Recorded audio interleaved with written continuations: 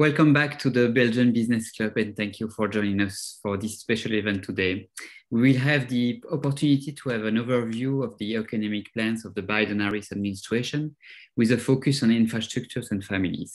And living in a huge city like Los Angeles, we expect to understand the new policies ahead also of the Olympic Games in 2028.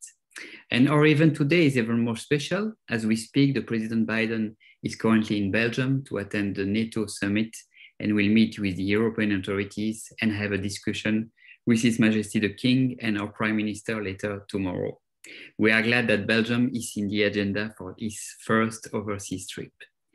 Without any delay, I would like to introduce our keynote speaker today, Karen Tramontano, who is joining us from Washington, DC. Ms. Tramontano is co-founder and CEO at BlueStar Strategies, where she provides corporate, institutional, and public sector clients with result-oriented strategies. From 1997 to 2001, she served in the White House as Deputy Chief of Staff to President Clinton.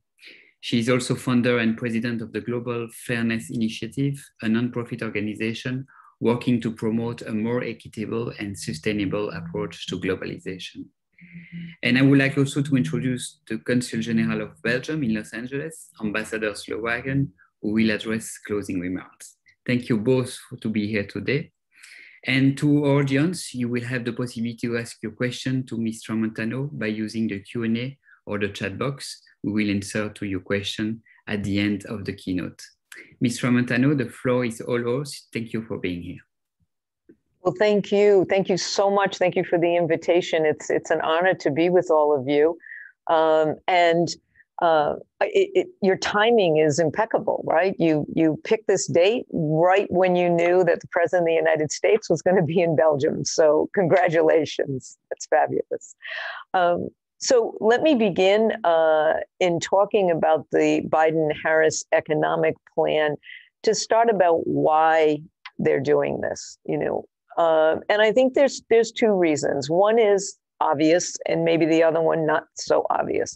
The obvious one is they're trying to restart the post-COVID economy. All countries are trying to figure out, how to get beyond COVID and restart the economy.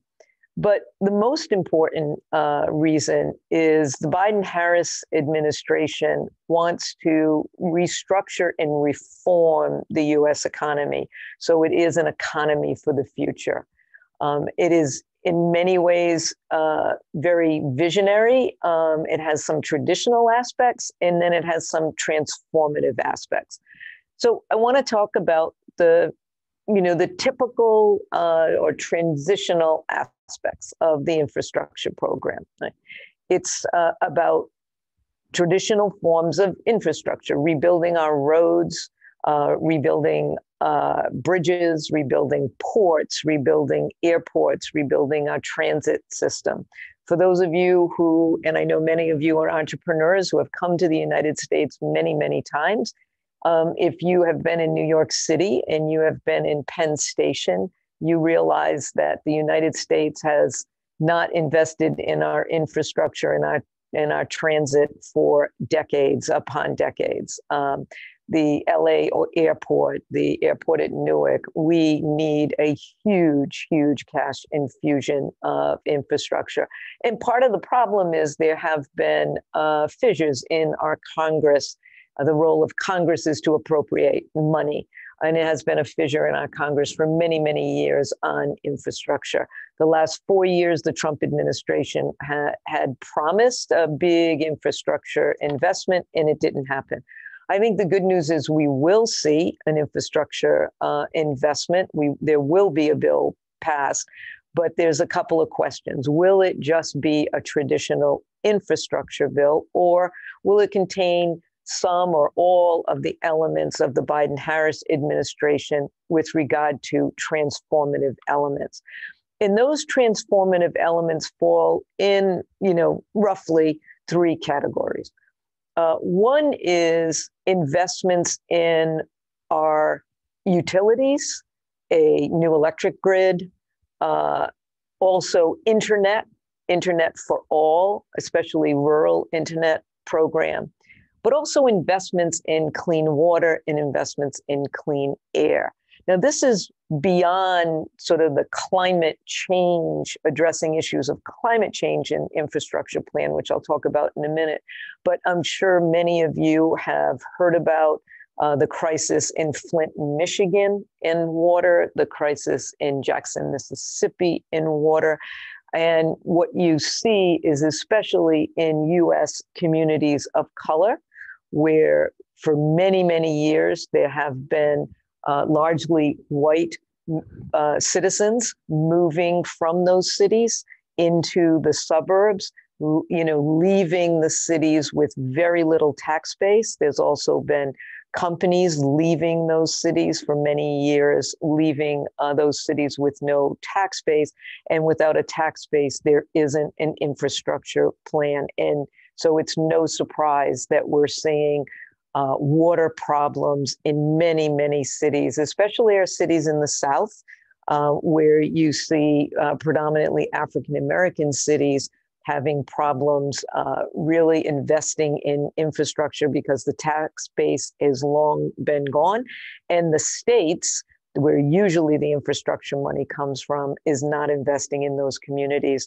So the Biden administration is making a huge statement in its infrastructure to focus on these areas of clean water, clean air, electricity, and internet for all, especially focused on rural. The second, the transformative element has to do with climate change and climate change directly. And it is a focus on about 2 million homes, maybe more, maybe less, in retrofitting those homes, changing, the way, transforming to solar power or other forms of power that do not rely on oil, coal, in particular. So it's about 2 million buildings. Also retrofitting and modernizing schools, childcare centers, hospitals, federal buildings. So it would be a big, big program. So the third element, and I must say, COVID put a light on this third element, and it is referred in the United States as the care economy. That's CARE, the care economy. Now, what does that mean, and what did COVID inform us about the care economy? Well, millions and millions of our seniors are either in nursing homes or they are in, independent living facilities where they can be on their own but still need care, or they're in their homes and they are relying on their families for care. These jobs largely fall to people of color, largely fall to women, both in the home and in institutional and quasi-institutional settings, and they are low-paid jobs without benefits. Now, this, we don't have European jobs in the United States, right? We have jobs that have few, if any, rights and few, if any, benefits. Healthcare is not baked into low-wage jobs, and we do not have a social safety net. So investing in the care economy through our two largely public health systems, which is Medicare, which is our elderly care system, or Medicaid, which is an investment in our poor or underserved, families that are below the poverty line, at or below the poverty line, are eligible to reach Medicaid. That's how they would get their health care. And that is a federally funded but state healthcare system. Medicare is a federally funded system on the private, largely on the private market. And so an investment in this care economy would change lives in both those who are serviced, because it will allow more people to be cared for, have access to these, again, largely women providing care in both institutional and non-institutionalized settings, but it would also improve the wages and benefits of the people providing that care. So those are really sort of transformative elements of the infrastructure plan. And no surprise, it's what Republicans are complaining about. But before I get to where Republicans are on the substance, let me talk a little bit about the focus of the debate, which is currently, how is this going to get paid for? The Biden administration has proposed that it be paid for by an increase in the corporate tax. Now, many of you will remember that during the Trump administration, the corporate tax dropped significantly. And so this would be the proposal is a slight bump up to the corporate tax. Republicans have drawn a line in the sand. That's a line they will not cross. So now there are other proposals for paying for it. Republicans had come up with a proposal that would take unspent COVID relief money and pay for it in that way. That's been completely rejected by the Biden administration. The current debate is about increasing the gasoline tax. Now, I don't want to get into the weeds on this, but one of the problems that we have seen historically with Republicans when they oppose an across-the-board tax, like an increase in the corporate rate, and they propose other taxes, those taxes tend to be regressive. They tend to fall more heavily on people who are least able to pay them, but more needing the service or the product, like gasoline. It tends to fall on populations who are in the lower economic, socioeconomic range in our country. The interesting thing is that when the Democrats agreed to that, the Republicans in the midterm then campaign against the Democrats, saying, see, the Democrats raised regressive taxes. So this is a frequent sort of political tool that Republicans use that Democrats are wise to, finally. So there is this back and forth about how is it going to get paid for. It has to be paid for before it comes out of the Senate in any way.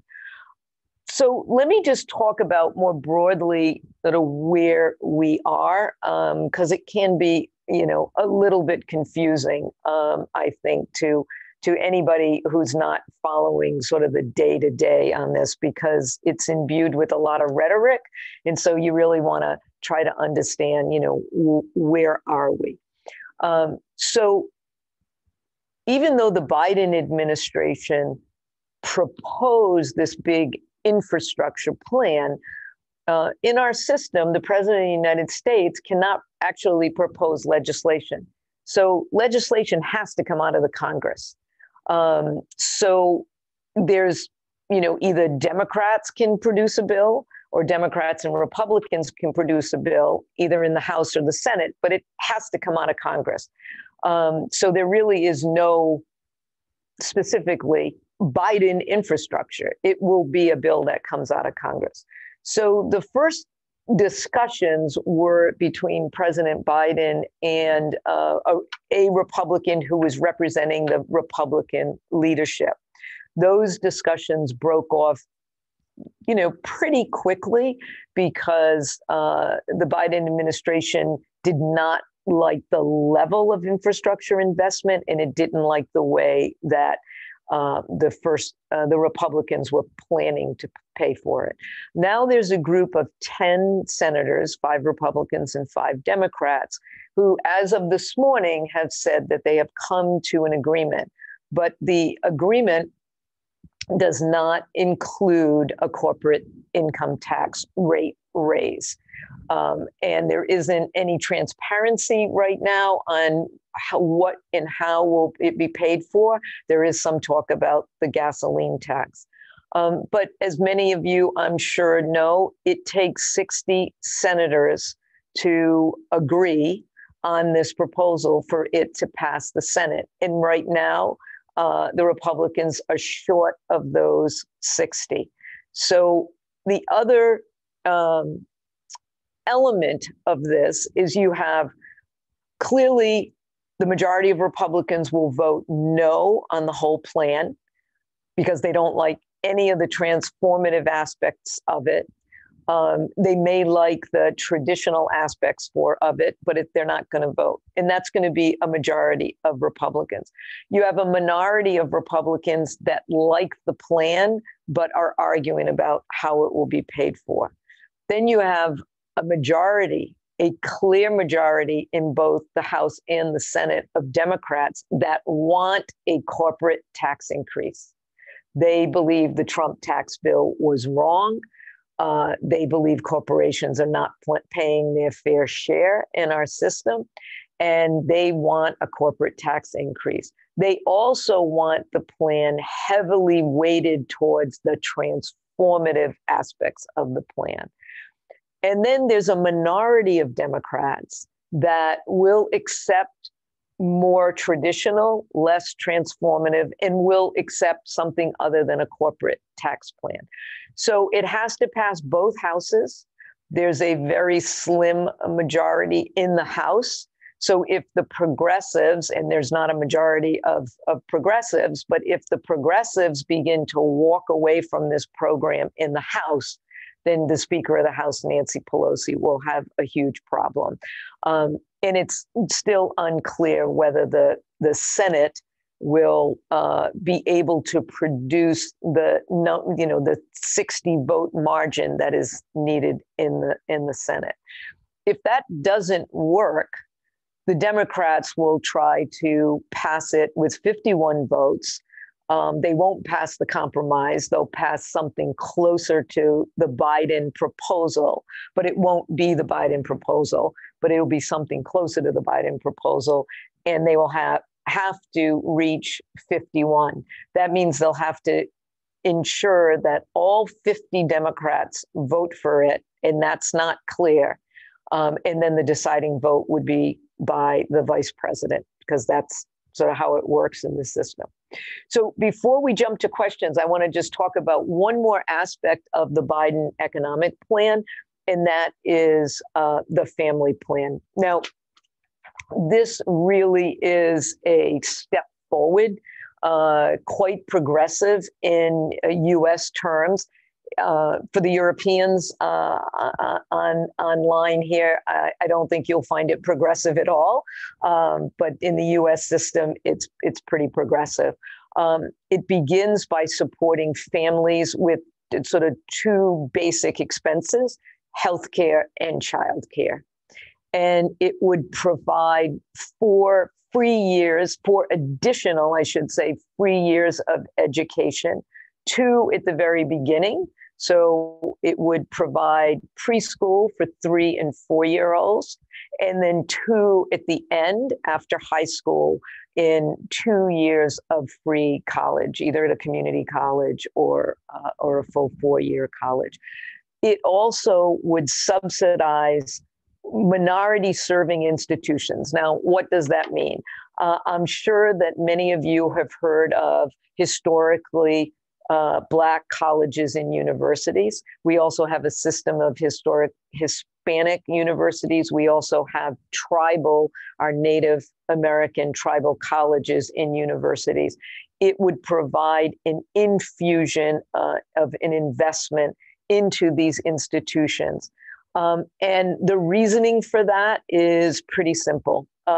We have a systemically discriminatory education system, especially at the higher education level. And when you look at, for example, what HBCUs, historically Black colleges and universities, provide to our country, it's huge. 80% of all Black doctors, all Black professors, all Black judges, all Black attorneys are educated at historically Black colleges and universities. So that's why the Biden administration wants to make an investment in those institutions that are educating Black, Hispanic, Asian Americans, and our Native American population. The other aspect of the family economic plan is to ensure that families do not pay more than 7% of their income in childcare. That would take it down significantly from the 20, 25, and sometimes 30% that families. It would also provide national comprehensive paid and family leave. We do not have that. If you have someone sick in your family, you either have to take a leave day or a loss of pay day. It would improve our nutritional programs. And this is another aspect where COVID shined a bright light. What we learned very acutely from COVID is that our families, our children of our families who are attending elementary school and even high school were not being fed. They relied on school lunch programs, school nutrition programs to eat because their families could not afford to feed them. It is a huge crisis in, the wealthiest nation in the globe.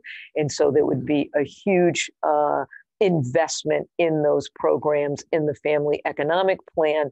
And lastly, this plan would provide financial support for health insurance for families at, below, and above the poverty line. So those are the two major elements of the Harris-Biden plan. And I think I'll stop there and take any questions you may have. Thank you very much for this in-depth overview of the plan. Yes, we have already one question coming for the audience. Is Senator Manchin more on board with the compromise infrastructure plan announced this morning, or could he accept the more ambitious Biden proposal? It's very political, sorry. No, that's okay. I've spent most of my life doing politics, so I have no problem. So President Manchin, oh my God. So Senator Manchin is in the group of 10. So I think you could say he is very much on board with the new program. And, and I think he would give his vote for that program most assuredly. The question really is whether Senator Manchin and another senator from Arizona, Senator Sinema, who is a Democrat, they are both in this group of 10, along with three other Democrats who are moderate, and so we definitely will have the support of the moderates. Okay, thank you. We received two other questions previously. So as you know, a lot of foreign entrepreneurs under visa are still blocked around the world and in Belgium due to the travel ban. I know you might not be able to give an opinion on that specific topic, but when the borders will open again, do you think that the current administration will be open to new application of entrepreneur or investor, or the administration will focus to help US citizen entrepreneur first, as America first, Yeah, I don't think we're suffering under America first right now. That was a long 4 years for those of us who are, transatlanticists. And so here's what I think. It's a guess. Hopefully it's a somewhat educated guess. The Biden administration has really focused on July 4th, our Independence Day, as the time period to have 70% of the U.S. population vaccinated. We are currently at 67 or 68%. The media is making a big deal out of the fact that he might not reach 70% by July 4th, but I think he will come very close. I think the reason why, he's looking at that 70% is not only because of the impact it will have within our country, but to begin to open up the borders. I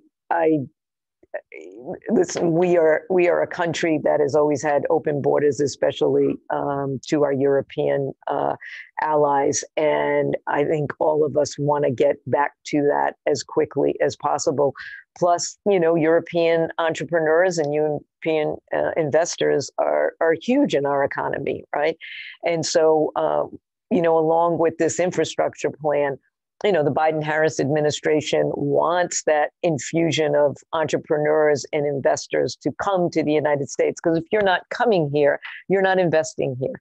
And they know that. So I think if we don't see it this summer, and I think we may see it this summer, I think by the fall, sort of right after Labor Day, you're going to see, the borders open more to international travelers, international investors, and international entrepreneurs. I think there'll continue to be some limits on some countries, especially where these variants are huge and the vaccination rate are very low.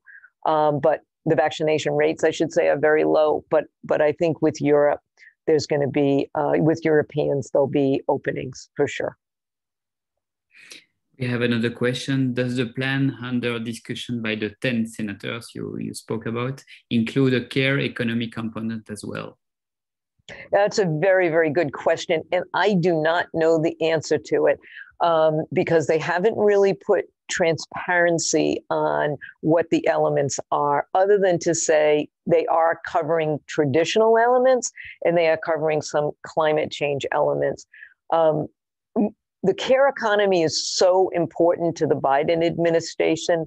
My guess will be there's room for a little more give and take. I think the group of 10 plan is over 5 years and it's just shy of $1 trillion. I think that's intentionally so there's a little headroom.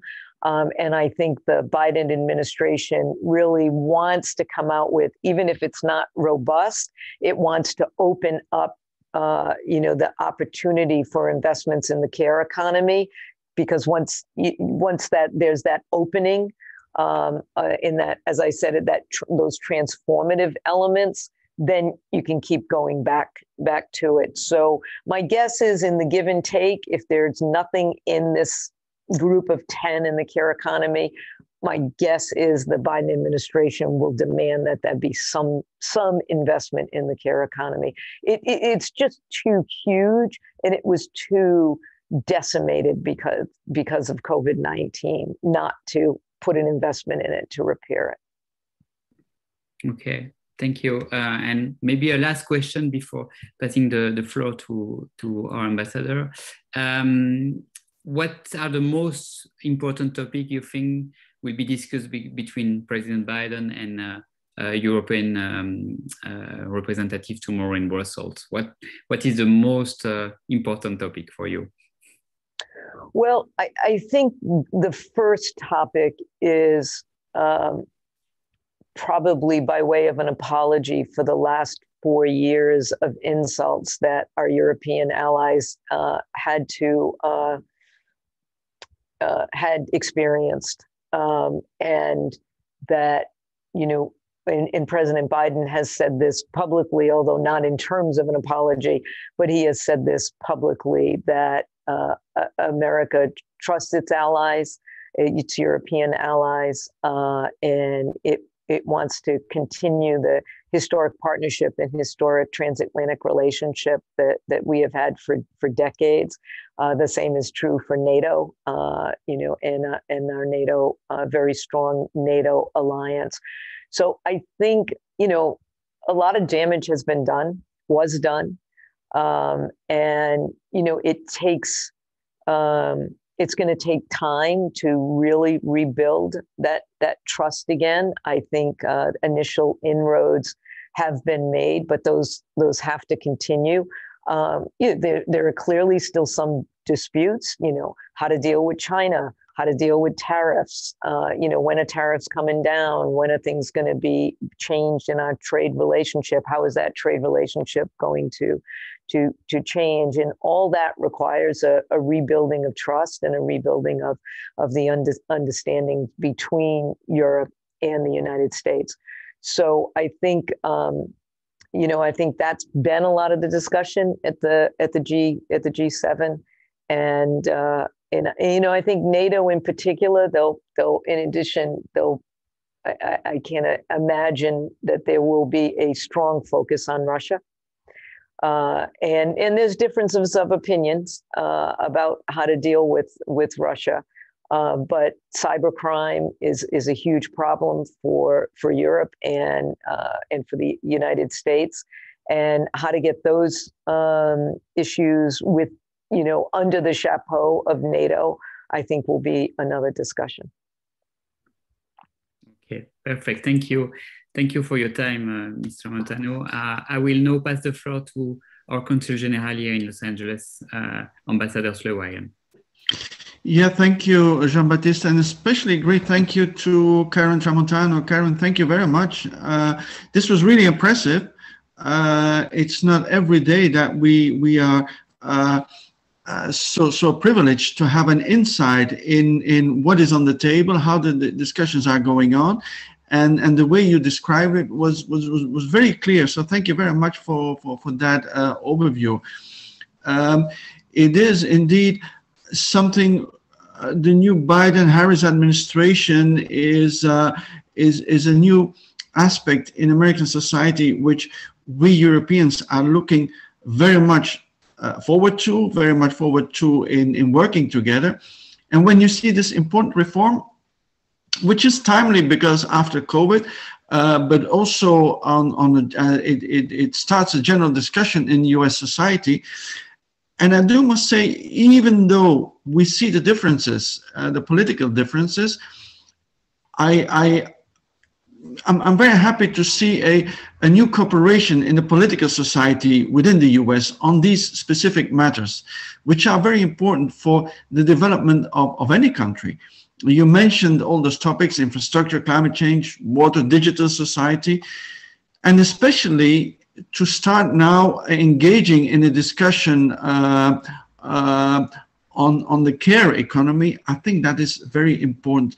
It does show the responsibility that any state authority, be it federal or not federal, has as a partner in society. In the EU, within European Union, there's no discussion about it. There's no political discussion about it. There's no philosophical discussion. There's no ideological discussion about it. It just is recognized as an important instrument or a platform to have discussions, but also an implementing partner in these aspects of society. The only political discussion we have about it is how much and when and how.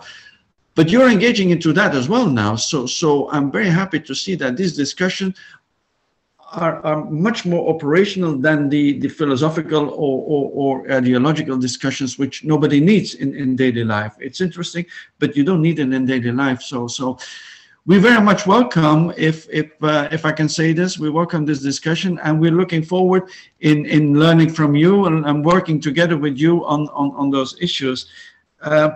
And in that sense, you just mentioned it, President Biden was today in NATO, tomorrow meetings with the EU, I think Wednesday's in Geneva meeting with President Putin. So we are receiving those very clear, focused messages and proposals of working together as partners, which we are. We have common interests and shared goals. So we have to continue working together. We see the proposals coming from President Biden in the G7, the tax proposal. We see the US tariff policy changing towards the Boeing Airbus situation. And we do hope, as you rightly said, very important now is to start opening the travel again. fully much aware of that. There is still a pandemic, there is still problems, but countries like us, US and EU, we really have to start reopening as soon as possible. Let's hope for that. Thank you, Karen. Thank you very much for your insight, and we wish you all the best. I think you are an important drive in this discussion, and to be what shall I say, beyond parties or bipartisan, but to make this bridge with people who really want to change in society for the better of everybody. I think that's very important. So thank you very much for that. Thank you, Jean-Baptiste, as well. Well, thank you. Thank you very much for your kind words. And, you know, I'm available anytime. So I always enjoy having these discussions. So if I can ever be helpful, just please let me know. Thank you. Thank you very much, Ms. Tramontano and Consul General, for your time today and your valuable input for our audience. Thank you all for having joined our program today. We hope you enjoyed the topic and stay tuned for other events of the Belgian Business Club. Have a great day. Thank you. Thank you. Bye-bye.